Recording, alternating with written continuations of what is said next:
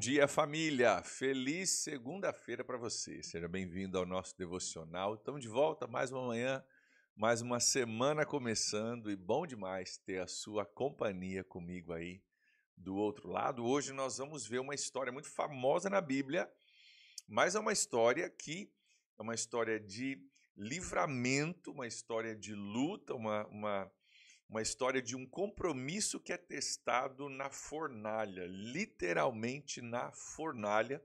Nós estamos já no livro de Daniel, que conta algumas histórias incríveis, gente. Várias histórias muito conhecidas em Daniel, porque eram tempos extraordinários que o povo de Israel estava vivendo e Deus estava fazendo coisas extraordinárias num tempo extraordinário. E se você não pôde ler nesse fim de semana Daniel capítulo 1, Daniel capítulo 2, aproveita o dia hoje, volta lá, pega o capítulo 1, pega o capítulo 2, a gente não fez aqui no devocional, mas são histórias muito importantes, até que vão ajudar você a entender por que Daniel é o cara que ele é, né? E tão conhecido, as histórias tão conhecidas. Hoje nós vamos olhar uma história um pouquinho diferente, não se trata principalmente de Daniel, mas sim de alguns outros homens também muito famosos. Nós estamos em Daniel capítulo 3 hoje. E nós vamos falar do presente da provação. O presente da provação. A gente não tem a tendência de pensar em provação como um presente, né? Mas nós vamos ver que ela pode sim ser um presente. E isso se demonstra na história que nós vamos ler hoje com esses três amigos que você já deve ter ouvido o nome deles, Sadraque, Mesaque e Abednego. Né, e essa história maravilhosa que acontece. Só para você entender, você se posicionar, Daniel,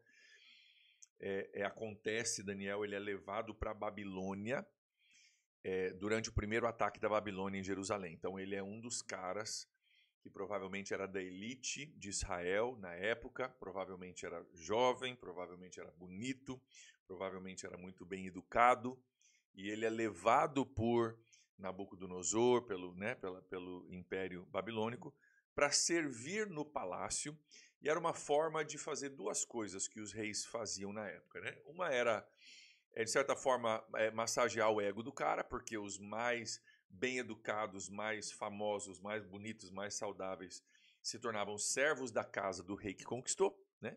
Então massageia o ego do cara um pouquinho, pegar, né, os caras mais top e botar para servir no seu palácio. E também, uma segunda parte, acho que tão importante quanto, ao tirar as pessoas mais bem educadas, mais bem posicionadas dentro da sociedade de Israel, ele desestabiliza o reino lá. Entende? Então você tira todos os principais líderes, os caras mais bem conectados, bem educados, você tira eles, leva para o seu reino lá para o outro lado, e deixa Israel desprovido de liderança. Então, essas duas coisas eram estratégias dos reis da época, e Daniel vai parar na Babilônia, onde ele luta para se manter fiel a Deus, né, e puro, não se contaminar com a cultura, capítulo 1. Capítulo 2, Deus já começa a usar ele e o povo começa a perceber que tem alguma coisa em Daniel que é fora do normal. E nós vamos ver no capítulo 3 hoje um rei que começa a ir meio que na direção de ditador. O rei já está começando a se achar, talvez porque ele teve muitas conquistas militares, entre elas a conquista de Israel. Ele começa a se achar e começa a ir meio para o lado de ditador. E nós vamos ver isso no capítulo 3, versículo 1 hoje. Quero olhar lá contigo e, mais uma vez, dar um bom dia para todos vocês aqui. Não vou dar um bom dia especificamente porque o devocional é previamente gravado. Amanhã estou de volta ao vivo com vocês, tá bom? Vamos lá. Capítulo 3, versículo 1 diz assim: O rei Nabucodonosor, esse é o famoso rei da Babilônia, muitas histórias vão acontecer durante o reinado dele. Fez uma imagem de ouro de 27 metros de altura e de 2 metros e 70 centímetros de largura, e a ergueu na planície de Dura, na província da Babilônia. Gente, 27 metros de altura é muita coisa, tá? É muita coisa. A gente poderia imaginar aí que ela seria aproximadamente 6 a 7 andares, dependendo da altura. Imagina um prédio aí de 6 ou 7 andares. Ele faz uma imagem de ouro desse tamanho, né, e ergue ela numa planície, então um lugar bem plano, para que ela ficasse bem sobressalente, né? Ele está, né, pegando um lugar bem plano e colocando ela bem alta para ficar bem óbvio para todo mundo o tamanho dessa imagem que ele vai levantar. E o problema é que ele demanda, no versículo 6, que todos se prostrem diante dessa imagem, senão seriam jogados numa fornalha. Ele manda que todos se prostrem, todos os seus líderes e a galera, né, que caminhava mais próximo dele se prostrem. Olha o versículo 6 aqui comigo, ele diz assim: quem não se prostrar em terra e não adorá-la, tem que adorar essa imagem que ele levantou, será imediatamente atirado numa fornalha em chamas. Bem coisa de ditador, né? Vou levantar aqui uma imagem e quem não adorar vai ser morto. Bem coisa de ditador. E no meio dessa história nós temos alguns amigos, alguns homens que nós vamos conhecer já já, que são trazidos de Israel, que são alguns poucos fiéis judeus que já sabem o que Deus diz sobre prostrar-se e adorar uma imagem. Vamos lá. Êxodo capítulo 20, os 10 mandamentos, primeiro mandamento: não farás imagem alguma, né? Não terás outro Deus diante de mim, não farás imagem alguma, né? Semelhança de coisas do céu, da terra, debaixo da terra. Cara, não nos prostramos diante de imagens, não fazemos uma imagem que representa um Deus e adoramos uma imagem. Isso é uma das primeiras proibições dos 10 mandamentos. E tem gente de Israel, cativos, presta atenção, prisioneiros de guerra, exilados. Não tem muita opção. Não é o cara que... Não, o cara tem suas conexões, o cara tem uma família, o cara é influente, o cara pode deixar de fazer. Exilados, cativos de Jerusalém, que estão ali contra a sua própria vontade, porque foram conquistados por esse rei. Esse rei que os conquistou, que agora manda neles, esse rei diz, todo mundo se prostrando nessa planície, diante dessa estátua de 7 andares de altura, ou não, fornalha para todo mundo. E agora, o que acontece? 99,9% das pessoas se prostram, né, cara? Obedece quem pode, né? Ou manda quem pode e obedece quem tem juízo, né? Nabucodonosor, obviamente, já era um cara bem conhecido por suas conquistas, por seu poder. O Império Babilônico está crescendo, talvez tomando proporções nunca antes vistas naquela região. Tinha muitos reinos, mas o Império começa a crescer, que é um conglomerado de muitos reinos. Então, o cara mais poderoso daquela região, sem dúvida alguma, era Nabucodonosor. O cara mais poderoso da região demanda que todo mundo se prostre e 99% vão se prostrar. Mas olha o que acontece com os 3 amigos de Daniel, judeus trazidos junto com ele para a Babilônia. Versículo 12, olha aqui comigo. Versículo 12 diz assim. Cadê o 12 aqui? Mas há alguns judeus que nomeaste para administrar a província da Babilônia, Sadraque, Mesaque e Abednego, que não te dão ouvidos, ó rei. Não prestam culto aos teus deuses, nem adoram a imagem de ouro que mandaste erguer. Tem uns caras aqui, estão até administrando uma província, porque lembram que eram nobres, né, de Israel. Então ele deu alguma confiança para eles. Mas Sadraque, Mesaque e Abednego não dão ouvidos ao rei, não prestam culto aos deuses, nem adoram a imagem de ouro que mandaste erguer. Então, cara, essa turma aí não está obedecendo você. Rei, você botou eles como administradores, eles não estão obedecendo você nem para se prostrar diante de uma imagem, vão te obedecer lá fora, nas áreas onde o Senhor colocou eles para administrar. E olha o versículo 13, o nosso ditador, naturalmente, ele fica furioso. Furioso! Nabucodonosor mandou chamar Sadraque, Mesaque e Abednego, e assim que eles foram conduzidos à presença do rei, ele disse o seguinte: é verdade que vocês não prestam culto aos meus deuses, nem adoram a imagem de ouro que eu mandei erguer? Por quê? Porque a pior coisa para um ditador é não ser obedecido. Né? O ditador, cara, se ele não for obedecido, ele perde a cabeça. E é o que está acontecendo aqui, está perdendo a cabeça. Ele quer 100% de obediência, 100% de compliance. E o ditador, ele só vive, né, em cima, se isso acontecer. Versículo 15, olha só o que ele continua dizendo aqui, a nossa leitura. Versículo 15. Pois agora, quando vocês ouvirem o som da trombeta, do pífaro, da cítara, da harpa, do saltério, da flauta dupla, de toda a espécie de música, se vocês se dispuserem a prostrar em terra e adorar a imagem que eu fiz, será melhor para vocês. Mas se não adorarem, serão imediatamente atirados em uma fornalha em chamas. E que Deus poderá livrá-los das minhas mãos. Gente, olha essa frase aqui. Que Deus poderá livrá-los das minhas mãos. Demonstra um pouquinho do que está se passando no coração de Nabucodonosor, né? Se você conhece o restante da história, você sabe que Nabucodonosor vai ser muito humilhado por Deus. Porque estava se achando que Deus da terra que vai conseguir livrar vocês das minhas mãos. Ou seja, não há Deus no céu mais forte do que eu. Aí a gente vê um pedacinho do orgulho que tinha encontrado espaço no coração de Nabucodonosor. Me lembra um pouquinho, né? Acho que foi uma reportagem que falou, ou não sei se foi o construtor do navio do Titanic, né? Que era tão forte, tão grande, tão majestoso como nenhum navio antes, tanto é que deram o nome de Titanic, né? Que alguém falou, não lembro se foi um repórter ou se foi um dos construtores, falou, cara, esse navio aí nem Deus consegue afundar ele. Não estou dizendo que foi Deus que afundou o Titanic, né?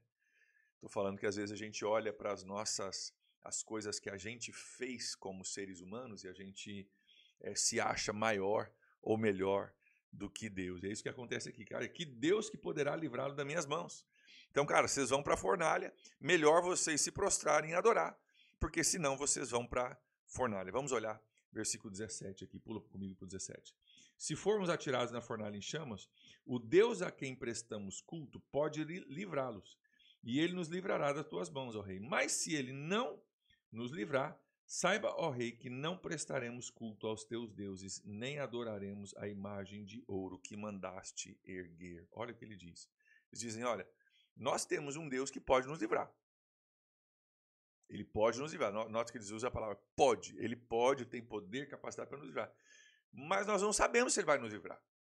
Não existe uma promessa aqui de Deus. Ó, segura a onda aí que eu vou estar com vocês.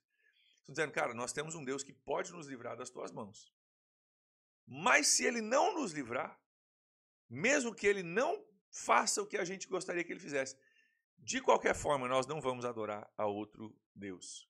Nós não vamos nos prostrar diante disso, porque isso vai contra a nossa regra de fé e prática. Isso vai contra nosso entendimento, a nossa aliança, o nosso compromisso com Deus. Então, não vai acontecer. Olha o versículo 23. Pula aqui comigo para o 23. E esses caíram... perdão. Vamos pegar um pouquinho mais aqui. Nabucodonosor ficou tão furioso, versículo 19, com Sadraque, Mesaque e Abednego, que o seu semblante mudou. Deu ordens para que a fornalha fosse aquecida 7 vezes mais do que de costume e ordenou que alguns de seus soldados fortes do seu exército amarrassem eles e os jogassem na fornalha em chamas. A ordem do rei era urgente, versículo 22, e a fornalha foi tão quente que as chamas mataram os soldados que levaram Sadraque, Mesaque e Abednego para lá. E estes caíram amarrados dentro da fornalha em chamas. Então, Sadraque, Mesaque e Abednego caem dentro da fornalha amarrados com cordas. E os soldados que jogaram eles na fornalha morreram com o calor. Então você imagina, né? Cara, morte na certa, não tem muito o que aconteceu. O que você vê aqui? Literalmente é uma perseguição religiosa que está acontecendo. Literalmente, perseguição religiosa. Ó, se prostra lá diante do Deus que eu levantei, 7 andares, numa planície. Cara, não vamos nos prostrar, isso vai contra a gente. Não, então, se não vão se prostrar, vocês vão morrer por não se prostrar a esse Deus. Isso é o que configura perseguição religiosa, né? E ainda tem perseguição religiosa, infelizmente, em alguns lugares do mundo ainda hoje. Mas olha o livramento no versículo 24 e 25. Olha aqui comigo, 24. Mas logo depois, o rei Nabucodonosor, alarmado, levantou-se e perguntou aos seus conselheiros: não foram 3 os homens amarrados que atiramos no fogo? Eles responderam: sim, rei. 3 homens. Sadraque, Mesaque e Abednego. Sim, ó rei. E o rei exclamou: olhem, eu estou vendo 4 homens desamarrados e ilesos, andando pelo fogo, e o quarto se parece com um filho dos deuses. Cara, Nabucodonosor olha para dentro da fornalha para ver o que está acontecendo. E ele percebe que ele tinha jogado 3 homens, mas tinha 4 dentro da fornalha. Tinha um quarto lá que não foi jogado dentro da fornalha. Da onde que ele apareceu? E outra, né? Estão os 4 desamarrados, porque a corda se queimou, caminhando dentro do fogo. Explica isso. Explica isso para mim. Né? Versículo 26. Vamos olhar aqui, versículo 26. Então Nabucodonosor aproximou-se da entrada da fornalha em chamas e gritou: Sadraque, Mesaque e Abednego, servos do Deus Altíssimo, saiam, venham aqui. Pois é, servos do Deus Altíssimo, obviamente, né? É só Deus para ter livrado eles dessa forma. Mas não foi somente um livramento. Quero que você preste atenção aqui. Não foi somente um livramento. Deus preservou a vida de Sadraque, Mesaque e Abednego. Sim, com certeza. Mas foi principalmente um testemunho para Nabucodonosor, que não acreditava, que não valorizava, que não entendia os caminhos de Deus, e uma prova da grandeza de Deus. Foi uma prova, na verdade, contra aquilo que ele diz no versículo 15, olha aqui comigo. E que Deus pode livrá-lo das minhas mãos? E a resposta clara que Deus dá para Nabucodonosor é, cara, tem um Deus que pode. Tem um Deus, tanto é que ele chama aqui, né, servos do Deus Altíssimo, versículo 26. Sadraque, Mesaque e Abednego, servos do Deus Altíssimo, saiam e venham aqui. E olha só um pouquinho da continuação aqui. Os sátrapas, os prefeitos, governadores e os conselheiros do rei se juntaram em torno deles e comprovaram que o fogo não tinha ferido o corpo deles, nem um fio de cabelo tinha sido chamuscado, e os seus mantos não estavam queimados e não havia nem cheiro de fogo neles. Cara, olha isso. Nem cheiro de fogo neles. Nabucodonosor disse: Louvado seja o Deus de Sadraque, Mesaque e Abednego, que enviou seu anjo e livrou os seus servos. Eles confiaram nele, desafiaram a ordem do rei, preferindo abrir mão da sua vida a prestar culto a adorar a outro Deus que não fosse o próprio Deus deles. Por isso, eu decreto que todo homem de qualquer povo, nação e língua que disser alguma coisa contra o Deus de Sadraque, Mesaque e Abednego seja despedaçado e a sua casa seja transformada em monte de entulho, pois nenhum outro Deus é capaz de livrar alguém dessa maneira. Então, o rei promoveu Sadraque, Mesaque e Abednego na província da Babilônia. Gente, olha o que acontece. Isso não é uma história sobre 3 caras provando para Nabucodonosor que ele não é ninguém, 3 caras se vingando, mostrando que eles são melhores. Não tem nada a ver com isso. Essa história é sobre 3 homens que, como Daniel no capítulo 1 e no capítulo 2, decidiram não se corromper com a cultura babilônica, mas decidiram confiar as suas vidas a Deus e fazer a coisa certa, independentemente das consequências que viriam. E nisso que eles fizeram, tanto com Daniel, capítulos 1 e 2, por isso que é importante você ir lá e ler hoje durante o dia, quanto com Sadraque, Mesaque e Abednego no capítulo 3. Ao confiarem em Deus e fazerem a coisa certa, deixando as consequências com Deus, Deus não somente os livra, mas Deus os promove nessa história. Deus não somente os livra, mas Deus os promove nessa história. E aqui tem promoção para eles? Tem promoção para eles, sim, com certeza. Tem livramento para eles e para Daniel no capítulo 2? Tem livramento também, sem dúvida nenhuma. Mas principalmente tem um testemunho de que Deus, o Deus de Israel, um Deus verdadeiro, um testemunho da grandeza de Deus, uma prova da grandeza de Deus e um testemunho para Nabucodonosor, que agora já está começando a entender algumas coisas e dizendo, cara, quem falar mal desse Deus, né, vai ter que prestar contas, não pode falar mal desse Deus. A história vai continuar com Nabucodonosor e com Deus, e Deus ensinando para Nabucodonosor algumas coisas, né? E uma das coisas que eu quero chamar a sua atenção aqui é que a Babilônia parecia um império tão grande, tão forte, conquistaram Israel, levaram os melhores de Israel para a Babilônia, né? Tudo isso está acontecendo que a gente tem acompanhado do cativeiro babilônico, mas o que é importante a gente entender? Deus diz, em outro texto, não lembro agora a referência, Deus diz que a Babilônia era o servo de Deus. A Babilônia serviu a Deus, fazendo o propósito de Deus de trazer julgamento sobre Israel. mas as nações estão nas mãos do Senhor. As nações estão nas mãos do Senhor. E está aqui um cara que diz, vou montar aqui um ídolo, todo mundo vai se prostrar, porque eu mando, eu faço, eu desfaço. E de fato o que acontece é que Deus está usando todas essas circunstâncias para se revelar. E sim, no meio do cativeiro babilônico, no meio da dificuldade, no meio da luta do povo, Deus está usando essas circunstâncias para se revelar ao povo na Babilônia. E a história só está começando, tem muitos outros capítulos e muitas outras histórias pela frente ainda. E aqui eu quero já passar para algumas aplicações para nós. Quero refletir contigo sobre alguns princípios que a gente pode extrair e uma aplicação para a gente levar para o nosso dia a dia. Né? Além do poder de Deus para livrar, e Deus livrou, né, depois esses três rapazes, às vezes as circunstâncias que nós passamos, como esses caras passaram por algumas circunstâncias complicadas, às vezes elas vêm para que outras pessoas possam crer. Presta atenção, às vezes as circunstâncias que a gente passa, Deus permite a gente passar por circunstâncias para que outras pessoas possam crer. Sadraque, Mesaque e Abednego, Deus permitiu eles serem jogados numa fornalha. Eu não sei o que eles estavam pensando, mas provavelmente estavam imaginando que morreriam. Deus permitiu que 3 homens de Deus que não se corromperam, que ficaram fiéis a Deus, que, cara, peitaram o rei e disseram, não, nós não vamos obedecer o rei, nós vamos obedecer a Deus. Deus permitiu que 3 homens justos e fiéis, comprometidos com Deus, encarassem uma fornalha com a probabilidade gigantesca de morte para fazer um milagre para que o povo pudesse crer e ver o que Deus tinha feito. Eu queria chamar a sua atenção aqui.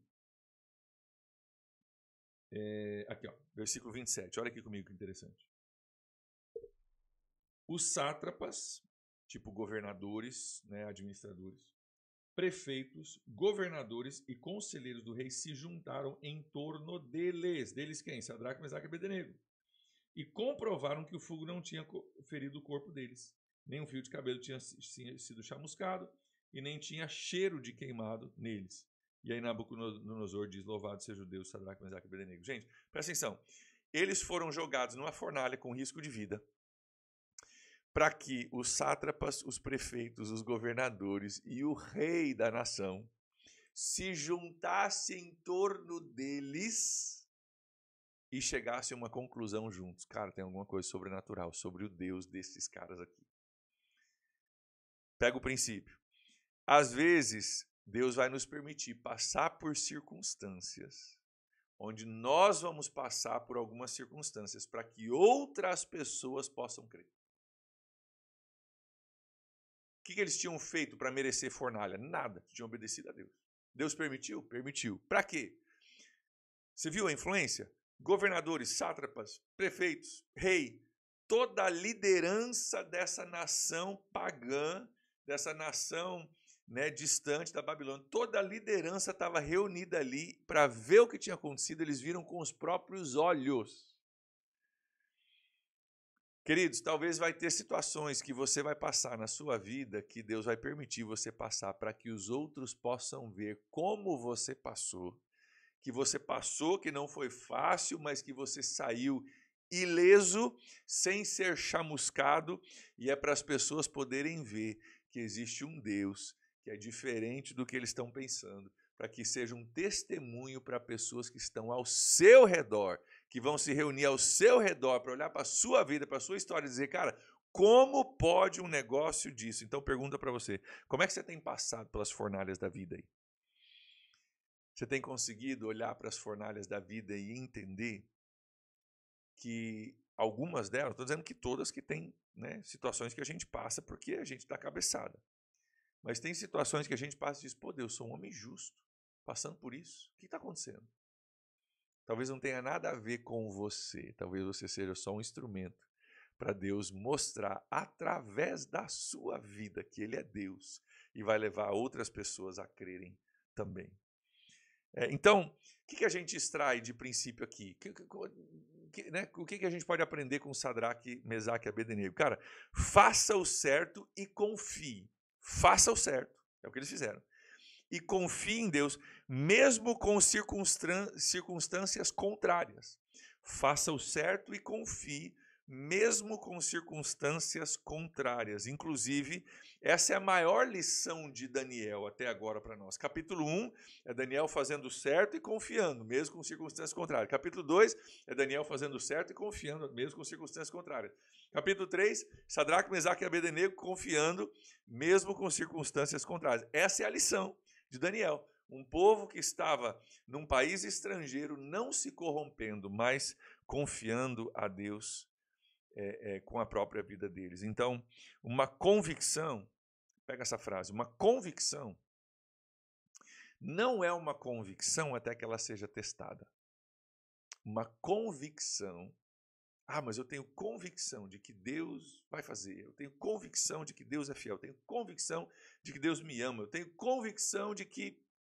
Uma convicção não é uma convicção até que ela seja testada. Ela é uma boa ideia, ela é uma frase de efeito, ela é uma coisa que te faz sentir bem. Mas enquanto ela não for testada e provada, ela não é uma convicção.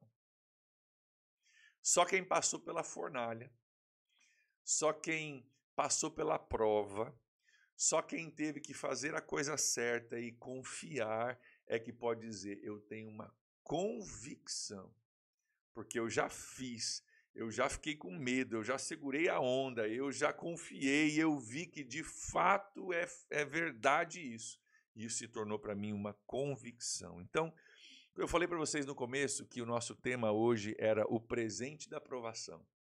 O presente da provação. Como que a provação pode ser um presente? 3 formas. Primeiro, é a provação que vai gerar convicção no seu coração. É só a partir da provação que eu e você temos convicções. Antes disso, são boas ideias. São ideias bacanas. Mas convicção só depois de provada. E é a provação que transforma uma boa ideia, uma frase bonita, em uma convicção para o seu coração. Então, o primeiro presente da provação é para nós, convicção. Segundo presente da provação é o testemunho para os outros. Então a convicção é para mim, mas para os outros é o testemunho, para a galera que está passando, está vendo você passar pela fornalha, está falando, caramba, o cara está indo, o cara está confiando, e olha, está dando certo, Deus está apoiando o cara. Tem um testemunho que é presente para os outros. Então, para mim é convicção, para os outros é o testemunho da fidelidade de Deus, da bondade de Deus, da minha fé e assim por diante. E para Deus também tem um presente, que no meio disso Deus é glorificado. Você vê que eles se reúnem ali e falam, cara, não é verdade, olha só. Então disse Nabucodonosor, versículo 28, louvado seja o Deus de Sadraque, Mesaque e Abednego. O rei dizendo, cara, louvado seja o Deus desses caras. Ou seja, é revertido em glória a Deus. O presente da aprovação traz convicção para o meu e para o seu coração, que é uma coisa preciosa. Traz testemunho para os outros e traz glória para Deus. Por isso, a aprovação, ela pode ser um presente de Deus. Faça a coisa certa e confie. Amém? Vamos orar para a gente poder encerrar.